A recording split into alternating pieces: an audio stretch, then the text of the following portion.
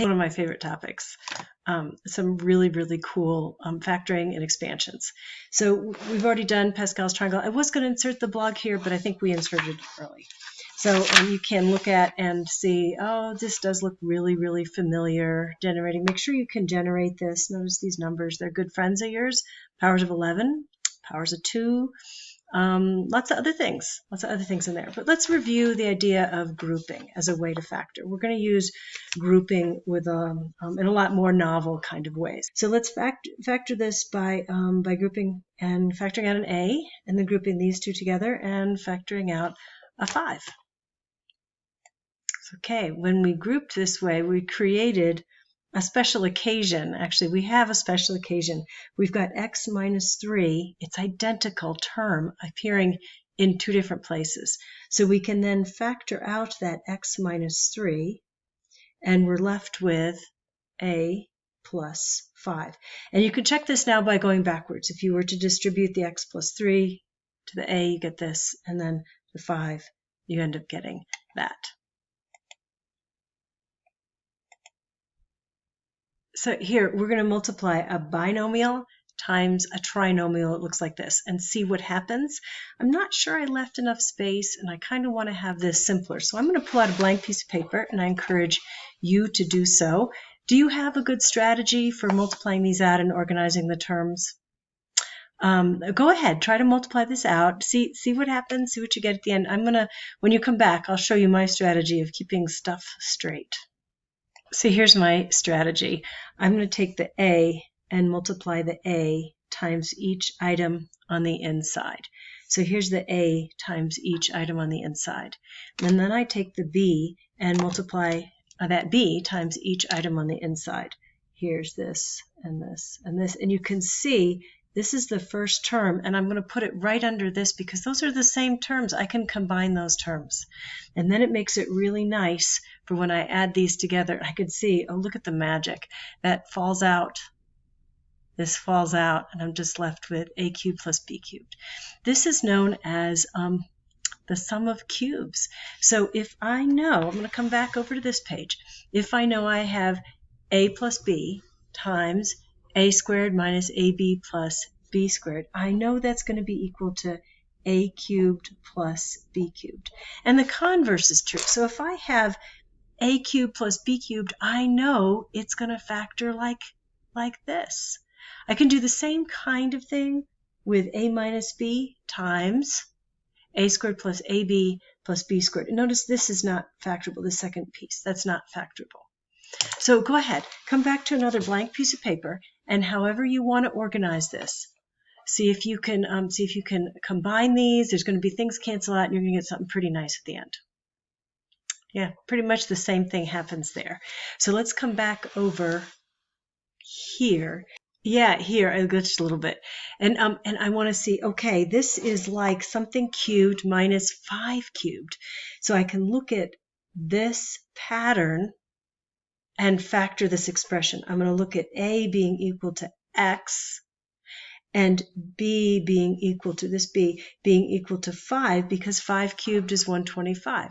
So then I can look at this pattern and just plug in those values. So I can say this is equal to, let's go backwards here, a minus b, x minus 5 times x squared, a squared, x squared, plus ab, see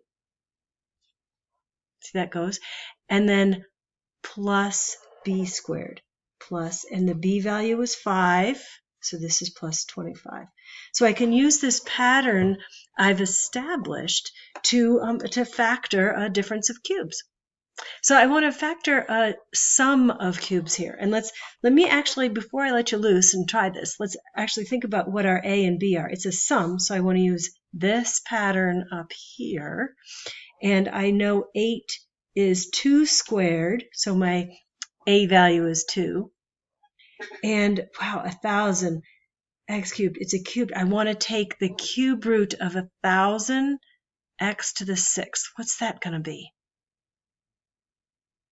So yeah, good deal. So b has got to be 10x squared. If I take 10x squared and cube it, I'll get 1,000 x to the 6th. Check it out. Okay, so now I'm going to use these values for A and B in this formula to actually find the factoring. So try and do that on your own. I hope that's good.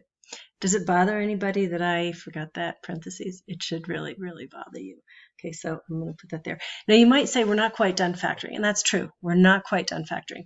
We could take out a common factor there. We could take out a 2, and I think we could take out a 4. My mouse isn't sliding over there. We could take out a 4 here.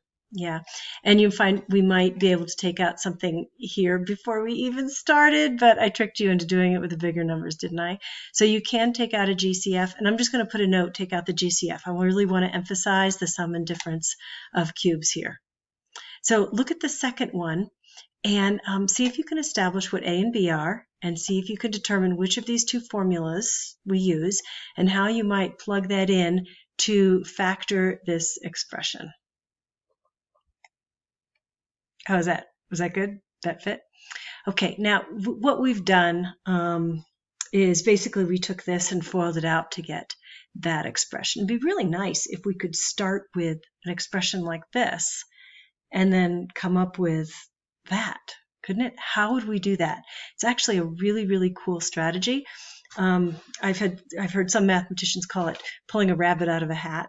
I like to call it bootstrapping because I think of, you're pulling yourself up by your bootstraps. You're pulling something out of nothing, and I like that, something out of nothing, because we're going to use 0. 0 is not nothing. So let's start with, I'm going to move to x's and y's. So we start with x cubed minus y cubed. Okay, and you can see here's my x cubed and there's my minus y cubed. And I can add 0 to that right-hand side and not change the value of the right-hand side. So I'm going to add 0 here and I'm going to add 0 there. So when I add 0, I want to make a fancy form of 0. So check out my fancy form of 0. There's a fancy form of 0 right there. Do you see it?